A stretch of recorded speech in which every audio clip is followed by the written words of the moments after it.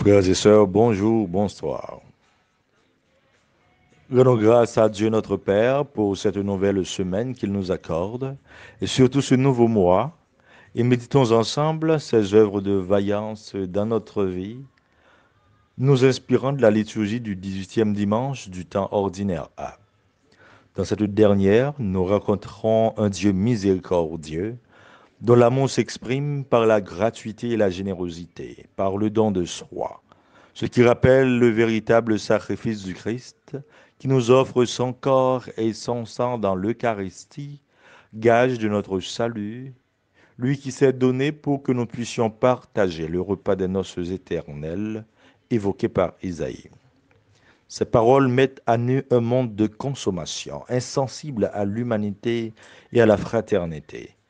Alors que s'impose un fossé dégradant entre pauvres et riches, une guerre sanglante entre l'absence d'opportunités, de possibilités, contre la concentration des moyens au service d'une minorité, au détriment d'une masse majoritaire. Même si vous n'avez pas d'argent, venez acheter et consommer, venez acheter du vin et du lait sans argent, sans rien payer. Ces paroles d'Isaïe placées dans notre monde, en pleine fin de la deuxième décennie du XXIe siècle, dénoncent un monde de consommation, avec l'argent comme maître et dénominateur commun. Oui, je tremble en mentionnant les conséquences de la misère rose et le manque de pudeur de nos jeunes, liés au phénomène diaspora Covid, qui ont accouché le scandale abominable et en fait la une des remous de l'actualité, réalisée dans un hôtel de la capitale. Nous sommes à un tel point prisonniers des dollars qui nous fascinent et que l'on nous enlève, que nous sommes prêts à enlever notre moralité devant le Dieu argent. Dieu nous parle aujourd'hui par la bouche d'Isaïe. Pourquoi dépenser votre argent pour ceux qui ne nourrissent pas? Vous fatiguez pour ceux qui ne rassasient pas. Pourquoi dépenser votre argent pour ceux qui ne nourrissent pas? Vous fatiguez pour ceux qui ne rassasient pas. Nous vivons dans un monde qui conjugue mieux le verbe avoir que le verbe être. Ce monde qui vous demande d'abord combien avez-vous, avant même de savoir qui êtes-vous. Car l'être se définit par l'avoir. Nous ne disons plus qui suis-je, nous vérifions nos credit cards, nos comptes, nos poches. Personne ne se donne de la peine d'aller voir un psy, voire s'offrir une séance sur le divan. Être et avoir deux auxiliaires jusqu'à ce que le second prit le rôle premier. Le jeu en vaut-il la chandelle? Dieu n'est-il pas ému, touché aux entrailles devant notre pauvreté, nos fatigues et nos manques? En débarquant, il vit une grande foule de gens. Il fut saisi de compassion envers eux et guérit leurs malades. Il eut pitié des foules, nous dit l'Évangile. La première richesse de Dieu, c'est sa miséricorde. L'auteur Bernard Brault a écrit un ouvrage intéressant. Dieu seul est humain. En Jésus, Dieu nous voit comme un frère humain. Et il dénonce ce monde totalitaire, inégalitaire, où l'on crée des fossés abyssaux. Nous devons poser des questions aux autorités compétentes. Qu'en est-il du droit à l'alimentation? Est-ce que les prochains décrets concerneront l'insécurité alimentaire? Dieu nous défend de rejouer Caïn, car nous sommes responsables de nos frères et sœurs. Cette portion d'écriture questionne nos réponses devant les problèmes de nos frères et sœurs qui sont souvent logiques. Comme les disciples, disant à Jésus, l'endroit est désert et l'heure est déjà avancée. Renvoie donc la foule, qu'ils aillent dans les villages s'acheter de la nourriture, disait-il. En revanche, le cœur de Dieu est passionnément miséricordieux. Ils n'ont pas besoin de s'en aller. Donnez-leur vous-même à manger, dit Jésus.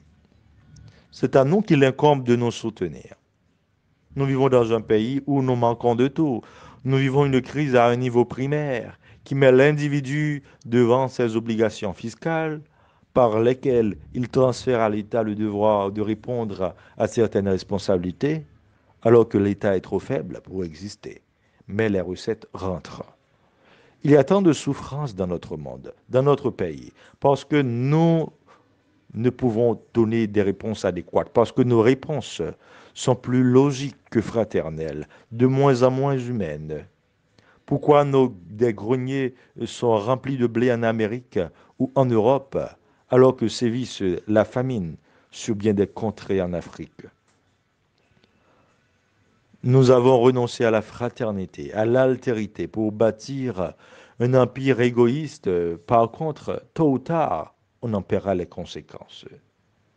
Nous sommes fils d'un Dieu de relations, un Dieu dont l'amour dépasse toute frontière, même celle de la mort. Pourquoi refuser la fraternité humaine? Nous n'avons là que 5 pains et 2 poissons. Jésus dit, apportez-les-moi. Ceux qui avaient mangé étaient environ 5000. Nous souffrons, frères et sœurs, nous souffrons tant dans le monde, car nous ne savons pas partager. Il nous est difficile de décliner le verbe partager, de pouvoir écrire par des gestes le mot générosité. Nous ne savons pas répartir, d'où l'origine de l'abîme de 6% de personnes contrôlant 90% de richesses dans le monde. Je me répète, nous sommes si pauvres en humanité et en fraternité. La vraie richesse, c'est d'élever son frère à sa condition. Jésus s'est abaissé à notre condition pour nous élever à la sienne. Il prit les 5 pains et les 2 poissons, et levant les yeux au ciel, il prononça la bénédiction.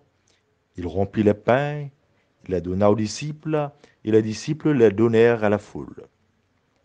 Cela nous rappelle les gestes du Christ à la dernière scène au jeudi saint et les gestes du prêtre à chaque Eucharistie. Ces gestes du Christ préfigurent l'Eucharistie dans toute son étendue. 2 aspects importants à souligner.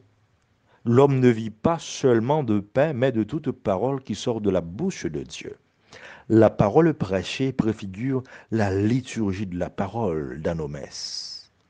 Et Jésus nous enseigne du coup de descendre de nos pupitres de discours pour agir, de cesser les campagnes au profit d'une décision, d'une action concrète. Lui a pris la décision de donner à manger à ces pauvres gens. Pourtant, le poids des journées sans repos, des nuits sans sommeil, des problèmes de toutes sortes pesait sur eux. C'est notre liturgie eucharistique où Dieu nous attend avec tout ce que nous endurons pour nous communier au corps et au sang du Christ et que lui à son tour se communie à nos souffrances. Soyons confiants et remettons entre les mains de Dieu la crise sanitaire mondiale. De même qu'il fut saisi de compassion pour la foule, il est pris par les entrailles devant les dégâts et les pertes causées par la Covid-19. Entraidons-nous pour que grandisse en nos cœurs l'amour qui dépasse de loin tout cela. Frères et sœurs, prions Dieu, le Père aimant et miséricordieux, qui prend soin de nous et qui communie à nos douleurs, pour qu'il nous rende plus généreux et plus gratuits, plus fraternels et plus humains, pour que nous puissions nous sentir beaucoup plus concernés par la situation de nos frères et sœurs qui sont dans le besoin, car c'est à l'aune de l'amour, c'est à l'aune de l'amour que nous serons jugés. Amen.